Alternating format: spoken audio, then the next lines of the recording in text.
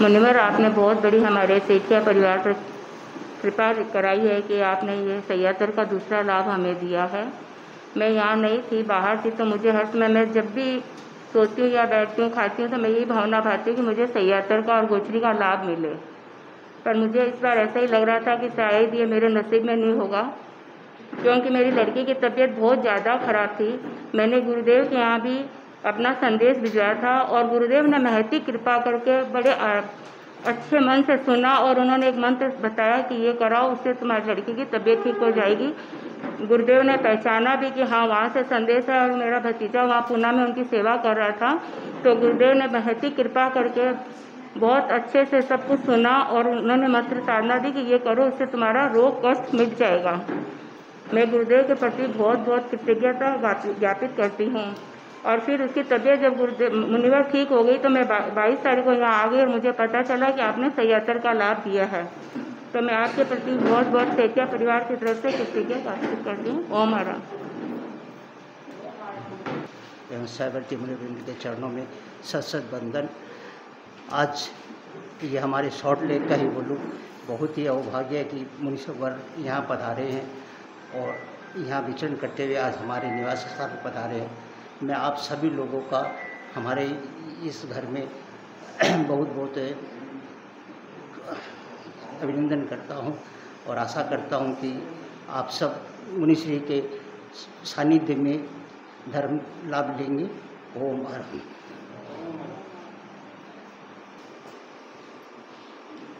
भिक्षु भिक्षु गुण गाए, भिक्षु भिक्षु गुण गाए। ओम ह्रीं श्रीं चिंतामणि गुरु को श्रद्धा शीश झुकाए। भिक्षु भिक्षु गुण गाए, भिक्षु भिक्षु गुण गाए। दीपामाक लाल दुलार, बल्लुक सुत प्यारे। गण उपवनक चांद सितारे, जिन शासन रखवार। रोग शोक दुख दुविधा हरते, श्रद्धा से सब ध्यान। भिक्षु भिक्षु गुण गाए, भिक्षु भिक्षु गुण गाए। धर्म क्रांति का बिगुल बजाकर, सत्य मार्ग दिखलाया। महावीर वाणी को तुमने घर घर में पहुँचाया। कष्टों से तुम नहीं घबराए, सत्य सिंधु कहलाए। भिक्षु भिक्षु गुण गाए। ओम ह्रीं श्रीं चिंतामणि गुरु को श्रद्धा शीश झुकाए। भिक्षु भिक्षु गुण गाए, भिक्षु भिक्षु गुण गाए। ओम। अहिंसा के अवतार भगवान महावीर स्वामी के चरणों में कोटि से वंदन। योग प्रदान आचार्य महासमुद्र के चरणों में कोटि से वंदन। मुनिवृंद, उपस्थित धार्मिक प्रेमी भाई और बहनों, धर्म का मूल दर्शन है। आदमी रास्ता जानता है तो मंजिल तक पहुंच जाता है। रास्ता नहीं जानता है तो मंजिल की दूरी बढ़ती जाती है। जीवन की सबसे बड़ी खोज है मार्ग खोज। जिस व्यक्ति को मार्ग मिल जाता है वह लक्ष्य तक पहुंच जाता है। भगवान महावीर ने लक्ष्य तक पहुंचने के 3 मार्ग बताए हैं। ज्ञान आदि की आराधना और इसकी अभिनव प्रक्रिया है सम्यक दर्शन। धर्म का मूल है सम्यक दर्शन। जिस शरीर में रीढ़ की हड्डी का मूल्य होता है उसी प्रकार धर्म में सम्यक दर्शन का मूल्य होता है। भगवान महावीर ने मोक्ष के 4 जो मार्ग बताए उनमें एक मार्ग है सम्यक दर्शन। सम्यक दर्शन से तात्पर्य है हमारा सही दृष्टिकोण। जिसका सही दृष्टिकोण होता है, राइट को राइट और रॉन्ग को रॉन्ग समझता है, वह सम्यक दृष्टि से संपन्न होता है। सम्यक दृष्टि जीव शीघ्रातिशीघ्र कर्मों का क्षय करके मोक्ष को भी प्राप्त हो सकता है। जो जीव एक बार भी सम्यक्त्व का स्पर्श कर लेता है वह अर्थपुद्गल परावर्तन में के भीतर भीतर मोक्ष को प्राप्त हो जाता है। तो सम्यक दर्शन को समझना जरूरी है। 2 शब्द है सम्यक्त्व और मिथ्यात्व। सही श्रद्धा सम्यक्त्व और गलत श्रद्धा मिथ्यात्व। सम्यक्त्व की प्राप्ति कैसे होती है?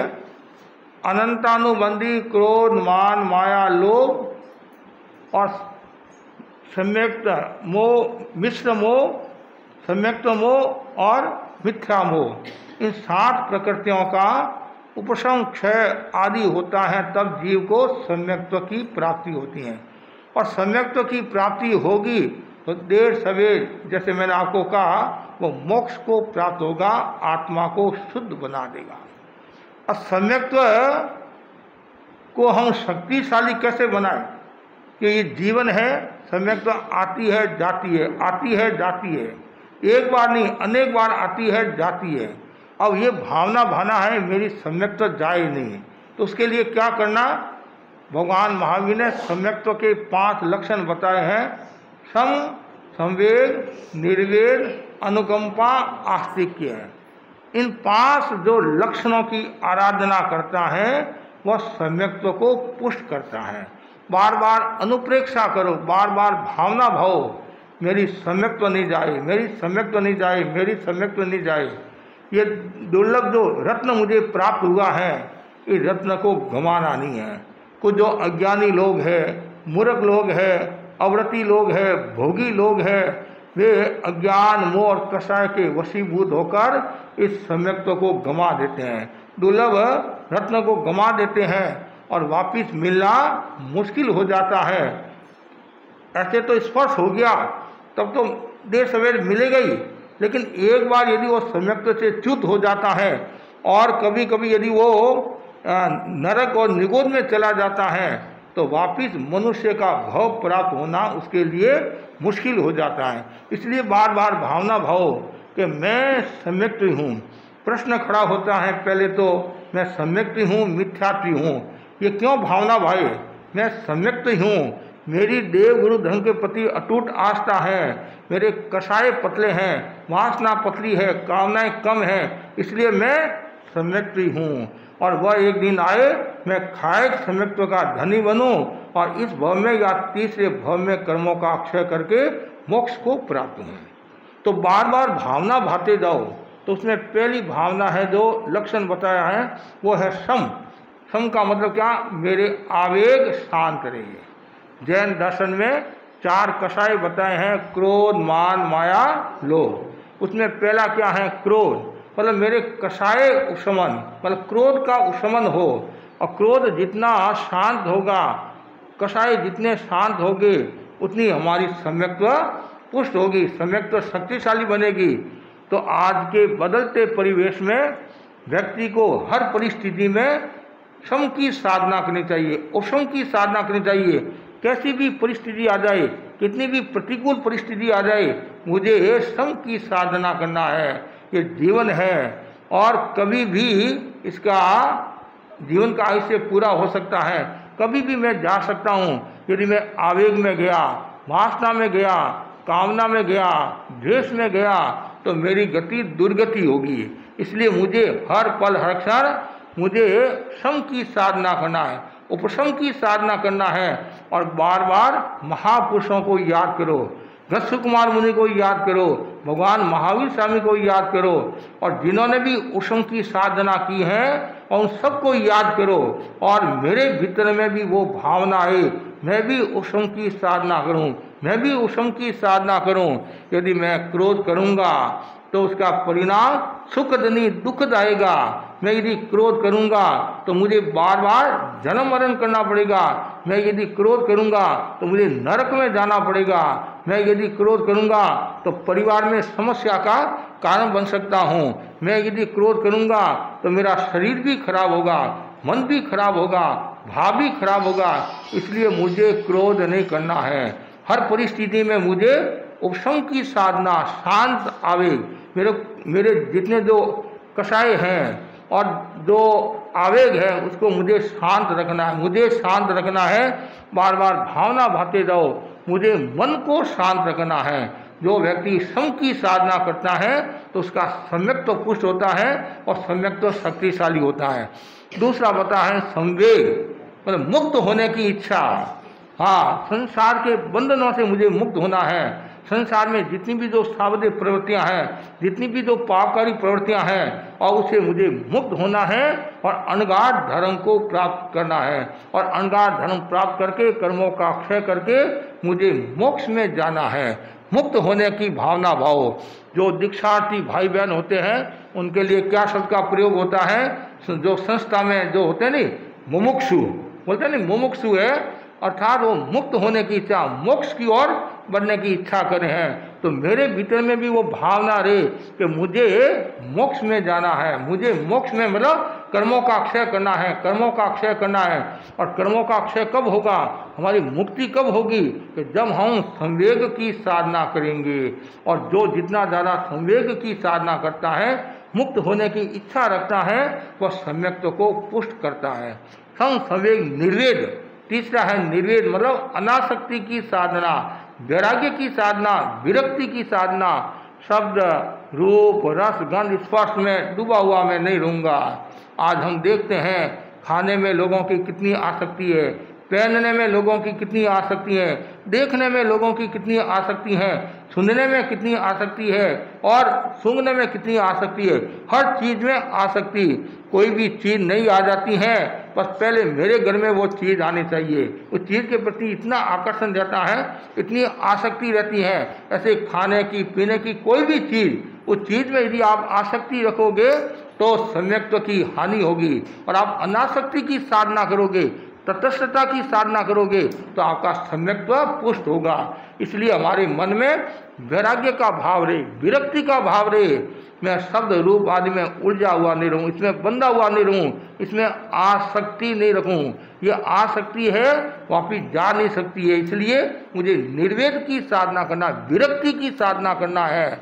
और संसार में रहते हुए भी, सब सन्यासी नहीं बन सकते हैं, तो कम से कम संसार में रहते हुए भी आप निर्वेद की साधना करें। जैसे पनिहारी होती है, वो पानी लेकर आती है, उसका मन घड़े में रहता है, घड़े में मन रहता है। उसी प्रकार आपका मन भी आत्मा में रहे, आत्मा में रहे, बस आत्मा में, संसार में नहीं रहे। और जो संसार में मन रखता है वो संसारी हो जाता है। संसार मगजमारी है और संयम समझदारी है। संसार क्या है? मगजमारी है, संयम समझदारी है। तो जितना ज़्यादा संसार में आप उलझे हुए रहोगे तो मगजमारी है। कभी कभी सुनते महाराज क्या करूं, ये वो ऐसा वैसा। मैंने एक भाई को कल कहा, एक भाई को दर्शन की मतलब उनको कहना महाराज ने याद किया है कि महाराज क्या, वो तो इतना 1 महीना में 26 दिन तक बाहर रहता है और उसने इतना व्यापार फैला दिया। अब वो उसकी औरत भी बोलने लगी, औरत भी, कि क्या पति मिले हैं, तो दिन भर बार ही बाहर रहते हैं, बार ही बाहर रहते हैं। मतलब संसार को बढ़ा रहे आप। मतलब आप तो ये सोचते हैं कि मैं व्यापार बढ़ाऊं और आगे बढ़ूं, आगे बढ़ूं, और उसकी भी एक सीमा होनी चाहिए। सीमा होनी चाहिए। वो व्यापार किस काम का, जिसके कारण परिवार पर असर आता हो, शरीर पर असर आता हो, मन पर असर आता हो, साधना पर असर आता हो। संसारी जीव है, व्यापार करना पड़ता है, धन की भी आवश्यकता रहती है, हर चीज़ की भी आवश्यकता रहती है, लेकिन उसमें डूबो मत। डूब गए तो नुकसान हो जाएगा। उसे ऊपर हो, जैसे कमल होता नहीं, कमल कीचड़ में पैदा होता है फिर भी वो निर्लिप्त रहता है, तो वैसे ही संसारी जीव संसार में रहते हुए भी निर्लिप्तता की साधना करे। जे समदृष्टि जीवड़ा करे कुटुंब प्रतिपाल, अंतरंग न्यारा रहे जो धाय खिलावे बाल। कितना ये सुंदर दुआ है कि जिस प्रकार धाय माता बच्चे को खिलाती हैं, पिलाती है, नवराती है और माँ से भी ज़्यादा प्रेम देती हैं, फिर भी वह क्या कहता है, क्या कहती है, वो लड़का मेरा नहीं है। उसी प्रकार जो सम्यक दृष्टि है, आत्मार्थी है और वैरागी पुरुष है, वह भी इस प्रकार का चिंतन करे, यह मेरा परिवार नहीं है, बस केवल मेरा जो संबंध है मैं कर्तव्य का निर्वहन कर रहा हूँ, उसमें डूबो मत। कुछ लोग तो इतने डूबे हुए रहते हैं कि जिनकी हम कल्पना नहीं कर सकते हैं। कभी कभी तो ऐसी घटनाएं घट जाती हैं। एक लड़का परीक्षा देने के लिए गया और माँ याद आ गई और परीक्षा छोड़कर आ गया। अरे एक सीमा होती है, मोह की भी एक संसारी जीव आपके मोह रहता है, इतना मोह भी किस काम का जिससे नुकसान होता हो। हमें तो निर्मोही की साधना करना है, अनासक्ति की साधना करना है। इसलिए ये बहुत सुंदर है, निर्वेद की साधना। मतलब किसकी तरह, भरत चक्रवर्ती की तरह। भरत चक्रवर्ती 6 खंड का मालिक था, उसके पास में सब कुछ था, फिर भी वह निर्वेद की साधना, अनासक्ति की साधना करने वाला। ठीक है, मेरे को ये राज्य मिला है, बस मेरा जो कर्तव्य है वो कर्तव्य का निर्वहन कर रहा हूँ। उसी प्रकार आप भी संसार में रहते हुए पहली भावना तो ये भाव कि मेरा वह दिन आए मैं संयम को स्वीकार करूं, चारित्र को स्वीकार करूं। वह दिन नहीं आए, मतलब कोई जोक से आप दीक्षा नहीं ले सकते हैं तो 12 व्रती बने, 12 व्रती बने। और 12 व्रती भी कोई जोक से नहीं बन सकते हैं, तो कम से कम सम्यक दृष्टि तो बने, अच्छे इंसान तो बने, दृष्टिकोण तो सही रहे। और दृष्टिकोण कब सही रहेगा कि जब आप निर्वेद की साधना करो, सम संवेग निर्वेद की साधना, अनासक्ति की साधना, बार बार भावना भाव मेरा वह दिन आए, मेरा वह दिन आए कि मैं संसार के बंधनों से मुक्त बनूं, संसार के झंझटों से मुक्त बनूं और निर्वध्य प्रवृत्ति में संलग्न रहूं और अनासक्ति की साधना करूं। भरत चक्रवर्ती को याद करो और महापुरुषों को याद करो। आज भी हमारे ऐसे श्रावक भी मिल जाएंगे। साधु तो अनासक्ति की साधना करते हैं, उनका तो वो लक्ष्य है मोक्ष को प्राप्त करना, कर्मों का क्षय करना। लेकिन हमारे श्रावक भी कुछ ऐसे हैं, वो घर गृहस्थ में रहते हुए भी वो अनासक्ति की साधना करते हैं। वो अपने कर्तव्य में कमी भी नहीं आने देते हैं, कर्तव्य में कमी भी नहीं आने देते हैं, लेकिन हर समय वो बस धाय माता की तरह, मतलब समदृष्टि की दृष्टि, सम्यक्त्व की जो दृष्टि होती है उसी के अनुरूप वो कार्य करते हैं। इसलिए निर्वेद की साधना, सम संवेग निर्वेद, फिर है अनुकंपा। सम्यक्त्व को पुष्ट करने में अनुकंपा की महत्वपूर्ण भूमिका रहती है और अनुकंपा से तात्पर्य है करुणा का भाव। और जितनी ज़्यादा करुणा आपके जीवन में होगी उतना ही आत्मा का पोषण होगा, और जितनी ज़्यादा करुणा होगी उतना ही नैतिकता का विकास होगा, प्रामाणिकता का विकास होगा। और जहाँ क्रूरता है वहाँ नैतिकता नहीं हो सकती है, जहाँ शोषण है वहाँ आत्मा का पोषण नहीं हो सकता है, और जहाँ शोषण है वहाँ कर्मों का बंधन है, और जहाँ नैतिकता है, प्रामाणिकता है, करुणा है, वहाँ आत्मा का पोषण है। आत्मा शुद्ध बनती है। हर समय भावना भाव मेरे भीतर में अनुकंपा का भाव आए, मन में दया का भाव आए, और जितनी ज़्यादा दया होगी उतना ही आपका विकास होगा। एक लौकिक दया भी होती है और लोकोत्तर दया भी होती है। तो लौकिक दया का अपना मूल्य है और लोकोत्तर दया का अपना मूल्य है। लोकोत्तर दया आत्मा से संबंध रखने वाला है, इसलिए लोगों को ये जानकारी रहनी चाहिए।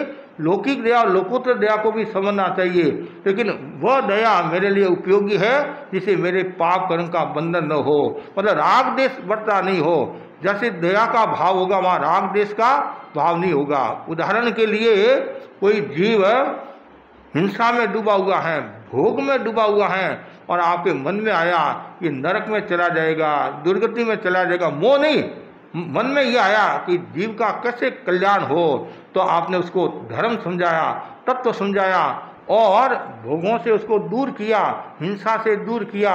वह है आत्मिक दया। वह क्या है? आत्मिक दया। गुरुदेव तुलसी ने कितना सुंदर लिखा है, पापा चरणादात्म रक्षा दया।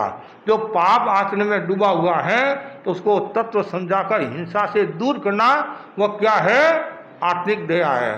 सरल भाषा में किसी का हृदय परिवर्तन करना, जैसे कसाई है बकरे को मारता है और आपने तत्व समझाकर और उसका हृदय परिवर्तन किया, हिंसा से उसको मुक्त करवाया, वह क्या है? आत्मिक दया है।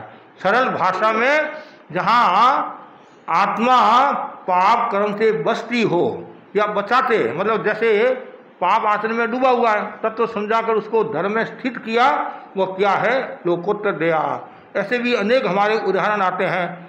अरिष्ट नेमी का उदाहरण आता है। जब अरिष्ट नेमी शादी के लिए जा रहे हैं, प्रस्थान हो गया और रास्ते में जीवों का क्रंदन रुंदन सुना कि ये क्या है, बाड़े में ये क्या है, ये बच्चे जीव क्यों रो रहे हैं, पशु क्यों रो रहे हैं, आंखों में आंसू क्यों हैं, कि ये पशु सब आके विवाह शादी में काम आएंगे, भोज में काम आएंगे। और जैसे ही अरिष्ट नेमी ने सुना, अरे गजब हो गया, मेरे एक एक के खातिर इतने जीवों की हिंसा, ऐसी मुझे शादी नहीं करना है। और वापिस वो मुड़ गए और अध्यात्म के क्षेत्र में मतलब आगे साधुपना लेकर कर्मों का अक्षय करके मोक्ष पदार्थ के तीर्थंकर बने। वो तो ये है लोकोत्तर दया। ये कौन सी होगी? लोकोत्तर दया। जैसे कल परसों भी मैंने बताया था नहीं, वो एरावत हाथी की जो घटना सुनाई थी ना मैंने, जो उसने खरगोश पर दया की थी। वो मोह नहीं था कि मेरे जोग से ये जीव मर नहीं जाए, तो उन्होंने 3 दिन तक पैर को ऊंचा रखा, 3 दिन तक पैर को ऊंचा रखा और खरगोश चला गया, वापिस पैर नीचे रखने लगे तो शरीर में अकड़न थी और वो संभल नहीं सके और वो नीचे गिर गए। और स्वल्प परिणामी दया का भाव होने के कारण वो मरकर मनुष्य गति में पैदा हुए। मनुष्य गति में पैदा होने के 4 जो कारण बताए हैं, उनमें एक कारण कौन सा है? दया है। एक कारण क्या? दया है, अनुकंपा। यदि वो हाथी सम्यक दृष्टि होता तब तो मरकर देवलोक में जाता। वो हाथी मिथ्या दृष्टि होने के कारण वो मरकर मनुष्य गति में पैदा हुआ और उसके भाव अच्छे थे। परिणाम सरल परिणामी दया का भाव होने के कारण वो कौन बना? मेघ कुमार बना, राजा श्रेणी का पुत्र मेघ कुमार बना। तो दया का कितना प्रभाव है, इसलिए हमेशा मन में दया की भावना रखनी चाहिए। और आचार्य भिक्षु ने भी गानी, दया दया सब कोई कहे, दया धर्म से ठीक, दया ओळख ने पासी त्यारी मुकत नदी। खाली दया दया तो सब कहते, दया है क्या है उसको समझना जरूरी है। और जो समझता है वही मुक्ति को प्राप्त होता है। और जीव जीवे तो दया नहीं। एक है असंयति, जीव की जीने की इच्छा करना राग है, मरने की इच्छा करना द्वेष है, और संसार समुद्र से तरने की इच्छा करना वीतराग देव का धर्म है। लोग बोलते नहीं जियो और जीने दो, ये दरअसल भगवान का सिद्धांत नहीं है। आजकल हमारे श्रावक भी नहीं बोलने लग जाते हैं महावीर का क्या संदेश, जियो और जीने दो। और कभी कभी गीतिका में भी हमारी बहन ने बोल देती है, कहीं भी कोई गीतिका मिली उनको तत्व तो जानकारी है नहीं है, लेकिन वास्तव में ये भगवान का सिद्धांत नहीं है। भगवान का क्या सिद्धांत है? उठिए न पमाए, उठकर प्रमाद मत करो। आचार्य महाप्रज्ञ जी के पास में कुछ लोग आए, बोले महाराज ये जियो और जीने दो। तो भगवान आचार्य महाप्रज्ञ जी ने कहा ये पॉपुलर इतना हो गया है, इसको चेंज करना तो मुश्किल है, लेकिन आगे एक शब्द लगा सकते हैं। क्या शब्द लगा सकते हैं? संयम का जीवन, शांति का जीवन। और संयम का जीवन जियो और शांति का जीवन जियो। कितना सुंदर है, जो त्याग का जीवन जियो और त्याग का जीवन जिलाओ, ये बात होगी। बस यही महत्वपूर्ण बात है।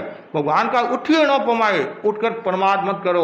और तुम जाग गए हो, अब आत्मा को जागृत करो, मोह में मत फंसो, कसाई में मत फंसो, पर त्याग का जीवन जियो, त्याग का जीवन जिलाओ।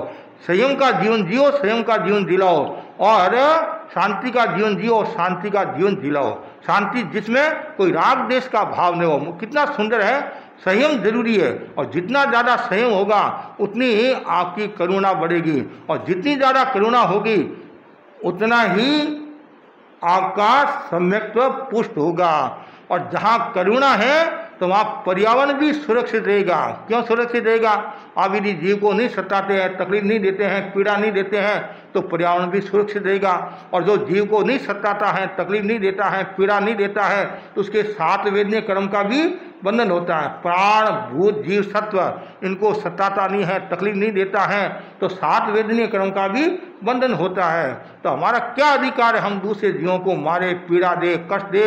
और यदि हम दूसरों को मारेंगे, पीड़ा देंगे, कष्ट देंगे, तो हमारी आत्मा का नुकसान होगा। इसलिए हर पल हर क्षण मन में दया का भाव रखो। ऐसी दया जिससे आपके कर्मों का बंधन न हो और आत्मा का उत्थान हो जाए। संवेदना, दया, तो जहाँ दया है वहाँ करुणा भी होगी। और ये सब साथ में जुड़े हुए हैं। अहिंसा, समता, जागरूकता, ये सब जुड़े हुए हैं। तो जहाँ करुणा होगी वहाँ अहिंसा भी होगी। अब भगवान महावीर का भी आप ले लो। भगवान महावीर के मन में कितनी करुणा थी। जब भगवान गर्भ में आए और 7 महीने हो गए, कितने महीने हो गए? 7 महीने हो गए। फिर उन्होंने अपने ज्ञान से देखा कि माँ को तकलीफ न हो, पीड़ा न हो, कष्ट न हो, तो उन्होंने हलन चलन बंद कर दिया। हलन चलन बंद कर दिया। हलन चलन बंद किया कि माँ को तकलीफ न हो, लेकिन उल्टा हो गया। उल्टा हो गया। जैसे ही हलन चलन बंद हुआ और माँ ने देखा ये क्या हुआ, कोई अनिष्ट हो गया, अनिष्ट की आशंका लग रही है, क्या बात है। और सिद्धार्थ के सामने बात करती है। सिद्धार्थ के अभी हम पंडितों आदि को बोला था क्या बात है, लेकिन जब ये भगवान ने वापिस देखा कि ये तो उल्टा हो गया। मैंने तो सोचा माँ को तकलीफ न हो, पीड़ा न हो, कष्ट न हो, लेकिन ये हो गया।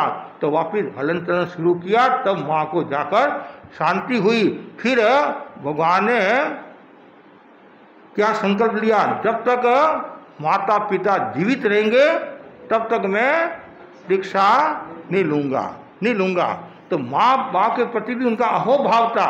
लेकिन मूल जो बात समझने की ये है कि जिसके भीतर में करुणा का भाव होता है कि मेरे दोष से किसी को तकलीफ न हो, पीड़ा न हो, कष्ट न हो। यदि उसमें राग का भाव हो तो बात दूसरी हो जाएगी कि मेरी माँ को तकलीफ न हो, पीड़ा न हो, इसलिए आप माँ की सेवा करते हो, समाधि देते हो। मतलब उसमें 2 है। एक तो तकलीफ पीड़ा से तात्पर्य यह है कि मेरे दोष से माँ को कुछ नुकसान न हो जाए, ये न हो जाए। और एक यदि आपके मन में वो भावना हो कि मेरे दोष से माँ को तकलीफ नहीं होनी और राग देश का भाव भी नहीं आना। एक तो माँ को राजी रखने के लिए राग के वशीभूत होकर आप कोई प्रवृत्ति करते हैं, और एक तटस्थता के साथ में कहीं राग देश का भाव न आए। बस ठीक है, माँ को तकलीफ न हो, पीड़ा न हो, माँ को समाधि पहुँचानी चाहिए। समाधि का मतलब समाधान। और एक यदि माँ, इसमें 2 बात है। यदि माँ बाप को गर्मा गर्म आप भोजन कराते हो हैं तो वो इस संसार की प्रवृत्ति होगी। और वही आप माँ को स्वाध्याय की प्रेरणा देते हैं, तपस्या की प्रेरणा देते हैं और सामायिक समर की प्रेरणा देते हैं, वो क्या है? धर्म हो गया। तो कुल मिलाकर हमारे भीतर में करुणा का भाव होना चाहिए।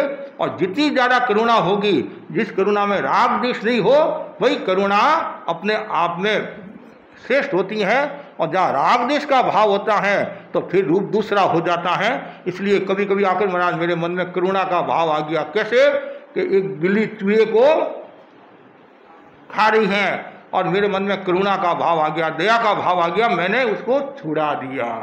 तो इसमें 2 बातें घटित हुई। एक के ऊपर तो आपने राग किया और एक के ऊपर द्वेष किया। तो धर्म का हुआ। किसी की आप रोटी छीनते हो, किसी की रोटी छीनते हैं तो धर्म नहीं होता है। आप हृदय परिवर्तन करोगे तो धर्म होगा। मैं यदि किसी को जबरदस्ती उपवास कराता हूँ, जबरदस्ती समाई कराता हूँ, जबरदस्ती और कुछ प्रवृत्ति कराता हूँ, तो वो धर्म नहीं है। मैं उसको 10 बार समझाऊंगा, 10 बार उपदेश दूंगा, उपदेश देना मेरा काम है, लेकिन जबरदस्ती नहीं कर सकता हूँ। मैं यदि कहूँ नहीं आज आपको समाई करना पड़ेगा, हम आपके घर पर आए हैं, आप क्यों नहीं करते हैं, तो वो तो आदेश की भाषा होगी। वो उसमें अहंकार का भाव आ गया। तो जहाँ उपदेश का भाव है वहाँ फिर धर्म होता है। मतलब उपदेश में भी जो निर्वृत्ति प्रवृत्ति हैं, एक तो और भी आप उपदेश देते हैं, संसार का उपदेश देते हैं, व्यापार संबंधी भी उपदेश देते हैं, वो अलग बात है। लेकिन जो आत्मा संबंधी उपदेश कि भाई आत्मा का नुकसान न हो, इस पर आप ध्यान देते हैं तो एक विशेष बात हो जाती है। तो हमारे भीतर में करुणा का भाव होना चाहिए। और जितनी ज़्यादा करुणा होगी, जितनी ज़्यादा संवेदना होगी, आज बदलते परिवेश में हम देखते हैं देखते हैं तो धीरे धीरे करुणा का स्रोत सूखता जा रहा है।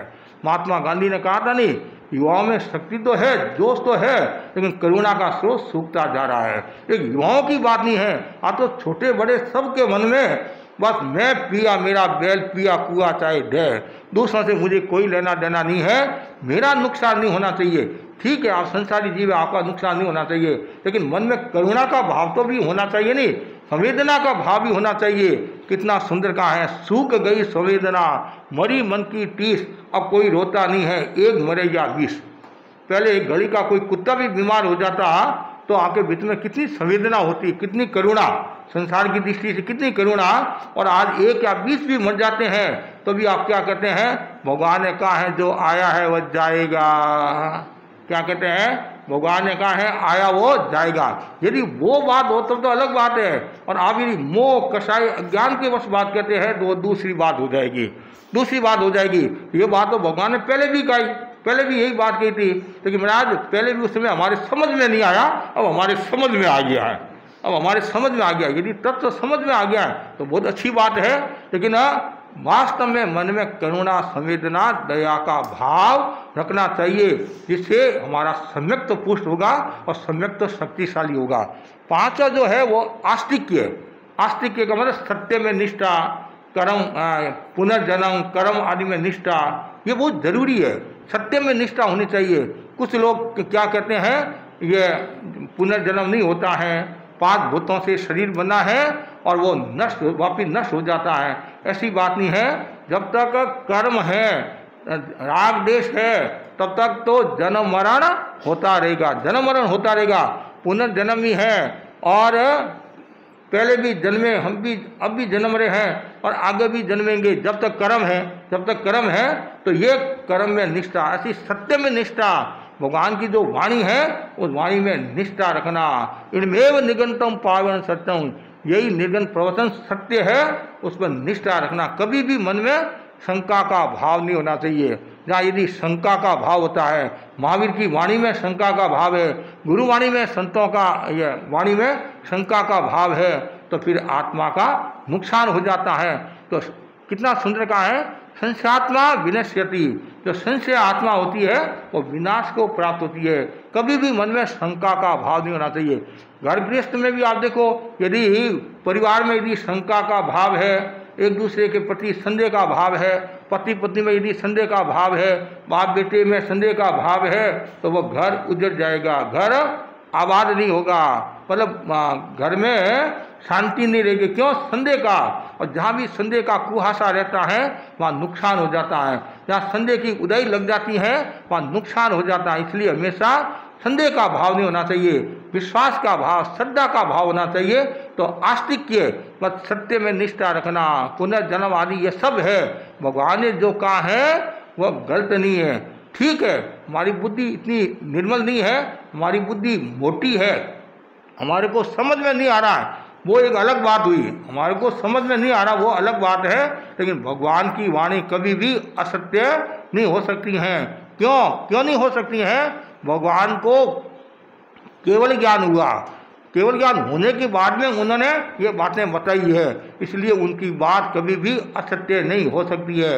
हमारे जो आगम है, आगम के प्रति भी आस्था रखनी चाहिए और गुरुवाणी के प्रति भी आस्था रखनी चाहिए।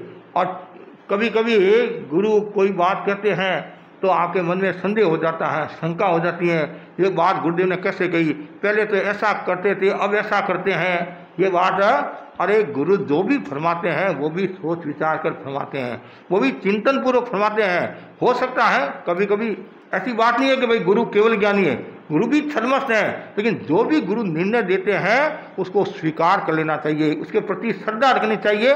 यदि कोई बात समझ में नहीं आई है तो आप वंदना करके विनम्रता के साथ गुरुदेव को निवेदन कर सकते हैं, और गुरुदेव यदि उचित समझे तो उस पर चिंतन भी कराएंगे, ऐसी बात नहीं है, चिंतन भी कराएंगे। तो जो भी ये प्रवृत्तियाँ होती है गुरुदेव जो फरमाते हैं तो वो द्रव्य क्षेत्र काल भाव के अनुसार फरमाते हैं, और कभी अनिश्चित काल के लिए भी घोषणा करते हैं। कभी कुछ समय के लिए भी घोषणा करते हैं। तो इसलिए कभी भी गुरुवाणी और भगवान की वाणी में शंका का भाव नहीं होना चाहिए। हमेशा सत्य निष्ठा, सत्य का मतलब श्रद्धा का भाव होना चाहिए।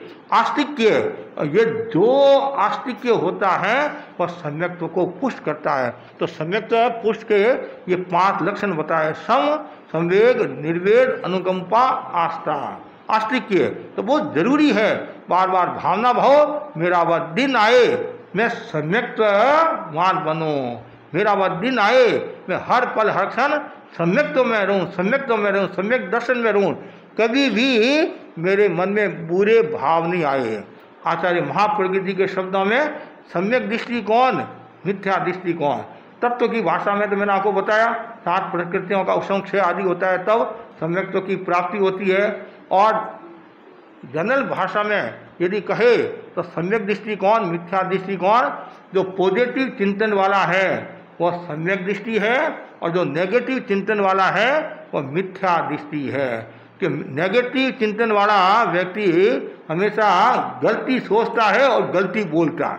प्राय ऐसा देखा जाता है, वह सोचता भी गलत है, बोलता भी गलत है और लिखता भी गलत है। उसकी हर प्रवृत्ति में नेगेटिव भाव ही आएगा। और कुछ लोग ऐसे होते हैं जो पॉजिटिव भाव, हर प्रवृत्ति में उसके पॉजिटिव भाव आएगा। कुछ लोग दुख में से सुख निकालते हैं और कुछ सुख में से दुख निकालते हैं। जैसे एक व्यक्ति ने लॉटरी उठाई तो उसके 5 लाख रुपये निकले। कितने? 5 लाख रुपये निकले। तो उनके जो दोस्त थे, तो दोस्तों ने सोचा भाई आज दोस्त के 5 लाख की लॉटरी निकली है, चलो उसके घर पर और थोड़ा नाश्ता पानी करके आ जाए। नाश्ता पानी करके आए और वो दोस्त के घर पर गया, और तो वो दोस्त तो मुंह लटकाए बैठा था कि ये क्या बात है, अरे तुम्हारे तो 5 लाख की लॉटरी निकली, मुंह लटकाए क्यों बैठा है? अरे तुम समझता नहीं है, मैंने लॉटरी में 2 रुपये लगाए थे, तो 1 रुपया में तो 1 लॉटरी का तो फल मिल गया, और दूसरा लॉटरी मतलब दूसरा जो रुपया मेरा ऐसे ही चला गया। अरे ऐसे ही चला गया, ये हो गया नेगेटिव।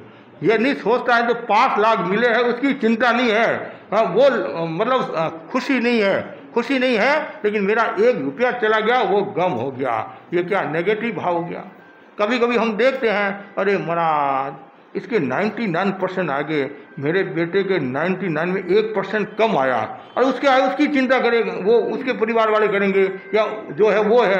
आप क्यों चिंता करते हैं? आप इसलिए चिंता करते हैं मेरे बेटे के नंबर कम क्यों आए, ये नेगेटिव, और उसके नंबर ज़्यादा क्यों आ गए। उसके नंबर ज़्यादा, उसने पढ़ाई की, उसके नंबर ज़्यादा आ गए। तुम्हारे बेटे ने पढ़ाई थोड़ी कम की होगी, उसके नंबर कम आए।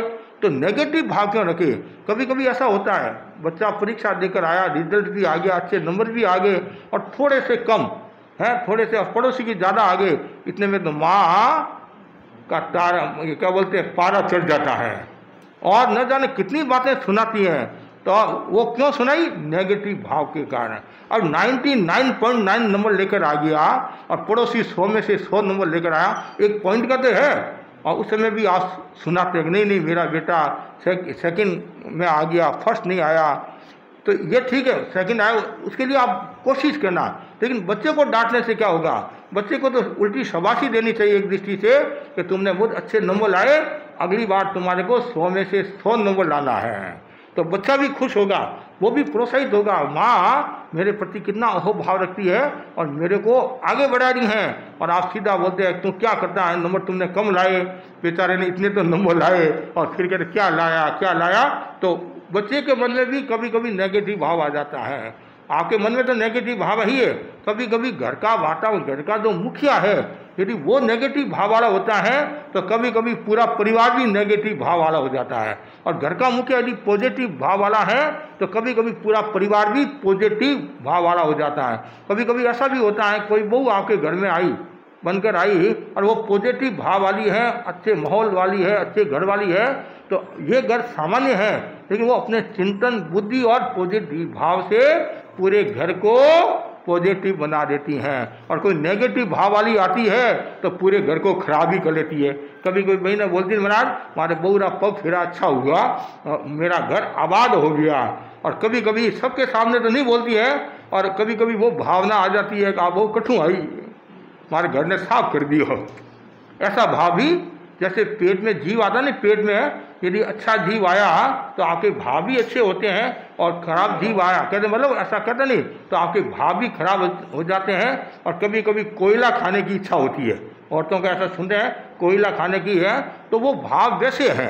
मतलब भाव का सारा खेल है, आपका भाव कैसा है, भाव जितना शुद्ध होगा, भाव मतलब कर्म क्षय की ओर ले जाने वाला है, तो समझना चाहिए आप वास्तव में आत्मा का उद्दीकरण करें। तो पॉजिटिव भाव, जितना ज़्यादा पॉजिटिव भाव होगा, जितना सकारात्मक भाव होगा, उतना ही व्यक्ति आगे बढ़ेगा। तो सम्यक्त्व को पुश करना है तो हमेशा पॉजिटिव भाव में रहो। पॉजिटिव मतलब जो व्यक्ति पॉजिटिव भाव में रहता है तो वो अपनी पोजीशन बढ़ाता, क्या बढ़ाता है, पोजीशन बढ़ाता है। और जो नेगेटिव भाव में रहता है तो उसका पॉइजन हो जाता है, क्या हो जाता है, पॉइजन। पोजीशन और पॉइजन वो आपके हाथ में है। मतलब पोजीशन बढ़ाता है तो वो शरीर को भी स्वस्थ रखेगा, और नेगेटिव भाव वाला है वो पॉइजन की ओर, जहर की ओर, मतलब वो अपने शरीर को भी खराब कर देता है। ऐसा एक विचारक ने कहा है कि जिसका चिंतन गलत होता है, जिसका चिंतन गलत होता है तो उसका सीधा असर पेट पर आता है। जिसका पेट खराब, उसका मन खराब हो जाता है, उसका मन खराब हो जाता है। और जिसका मन खराब हुआ तो सारी प्रवृत्ति खराब ही खराब है। इसलिए हमेशा पॉजिटिव भाव रखो। जितना पॉजिटिव भाव होगा उतना ही व्यक्ति आगे बढ़ेगा। अब गस्थ कुमार मुनि का उदाहरण ले लो आप।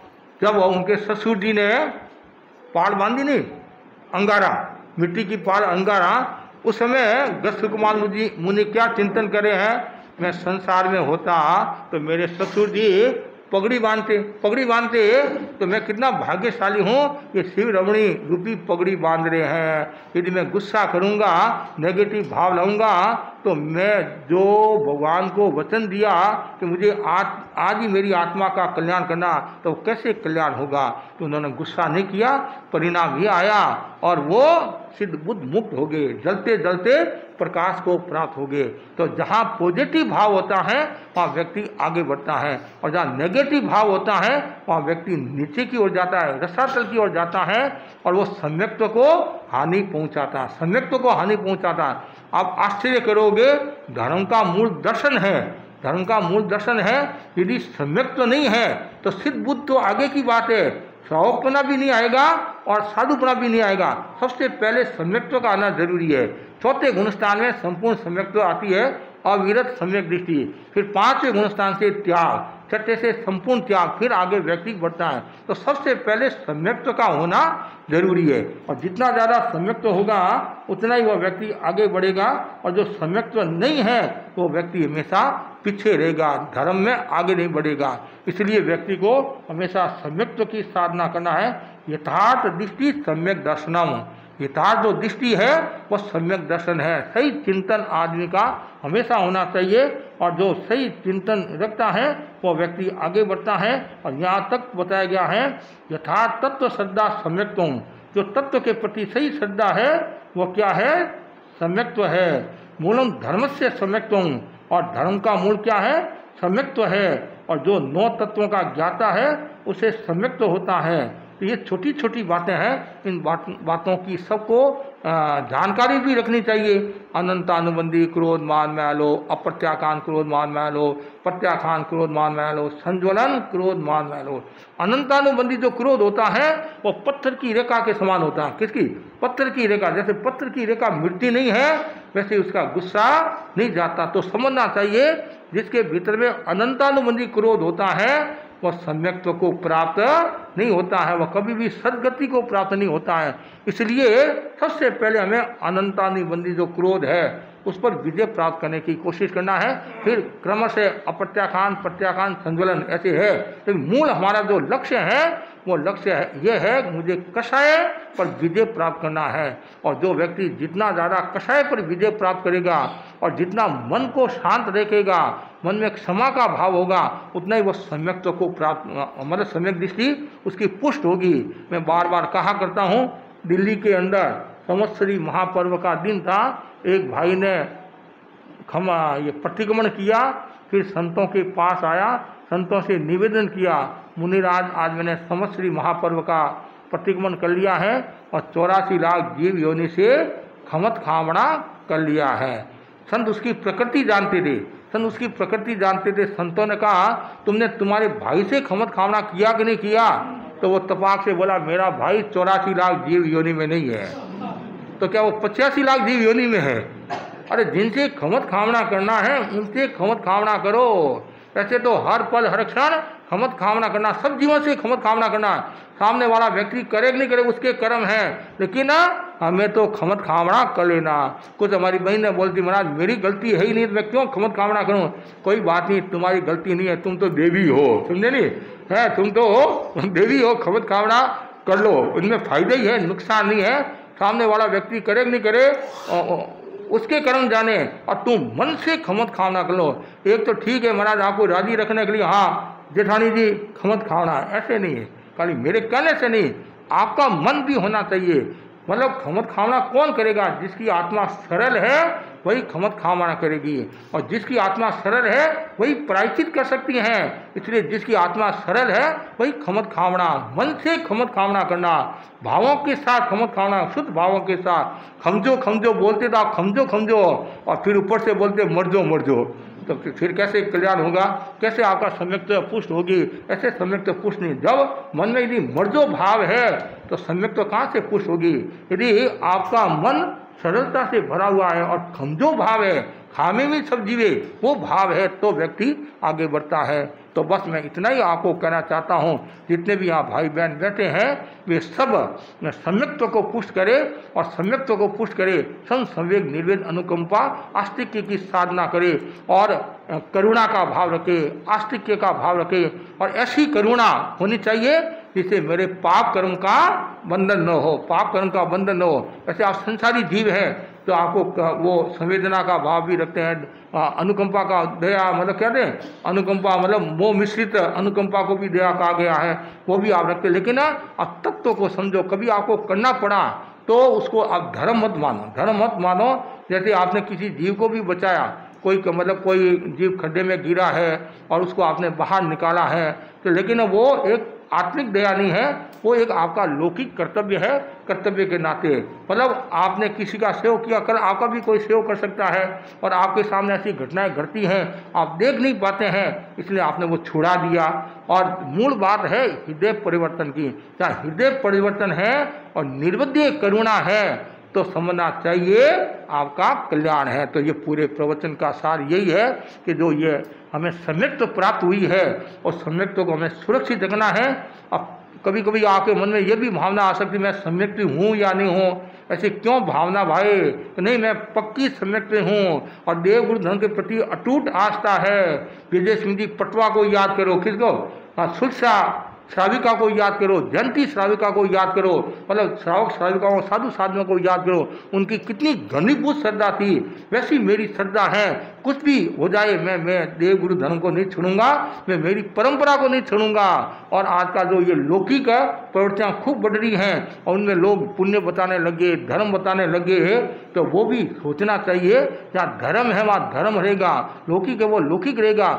मतलब कर्तव्य को भी समझना है नहीं, क्यों धर्म के अनेक अर्थ हैं, एक अर्थ नहीं है। धर्म की 10,000 परिभाषाएं हो चुकी है। धर्म का अर्थ कर्तव्य भी होता है, व्यवहार भी होता है, स्वभाव भी होता है, लेकिन अध्यात्म की दृष्टि से आत्मशुद्धि साधनम धर्म है। जिन जिन उपायों से आत्मा की शुद्धि होती हो उनका नाम धर्म है। तो हमें क्या करना है? धर्म की प्राप्ति करना है। तो धर्म हमारे जीवन में कब उतरेगा? जब हमारा सम्यक तो पुष्ट होगा। इसलिए धर्म का मूल क्या है? सम्यक दर्शन है। और यदि हमें मंजिल को प्राप्त करना है तो सम्यक दर्शन की प्राप्ति, मतलब मंजिल प्राप्ति के 3 साधन है, सम्यक ज्ञान, सम्यक दर्शन, सम्यक चारित्र। और लेकिन अभिनव प्रक्रिया वो है सम्यक दर्शन। मतलब सम्यक दर्शन से जीवन हमारा आगे बढ़ता है, तो सम्यक दर्शन की प्राप्ति करना जरूरी है। और सम्यक दर्शन प्राप्त हो गया फिर चारित्र आदि आगे विकास कर सकते हैं। पहला हमारा दृष्टिकोण सही होना चाहिए, और जितना दृष्टिकोण सही होगा उतना ही आत्मा का विकास होगा। ऐसा कहा जाता है चारित्र से जो क्षीण हो गया वो वास्तव में क्षीण नहीं है, जो सम्यक्त्व से क्षीण हुआ वो वास्तव में क्षीण होता है। ये बहुत बड़ी बात है। इसलिए सम्यक्त्व को पुष्ट रखो और फिर साथ में चारित्र आ जाए तो सोने में सुहागा जैसी कहावत चरितार्थ होती है। इसी आशा के साथ ओम।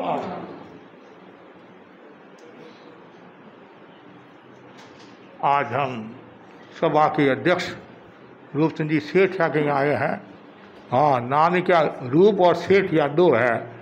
और हमारे वो सरल भक्ति वाले हैं और इनके पूरे परिवार के प्रति भी मंगल कामना करता हूँ। और पिछली बार भी हम इनको शय्यात्र का लाभ दिया था। पिछली बार शाम को आए थे। इस बार दिन और रात दोनों ही देने का भाव है। एक दिन के लिए निर्धारित किया गया है, तो आज हम आगे हैं। और कल हम यहाँ से बिहार कर सुखे समाधि राहुल जी बेगर हैं, न्यू टाउन में वहाँ रहने का भाव है। और रविवार के दिन तीर्थंकर अपार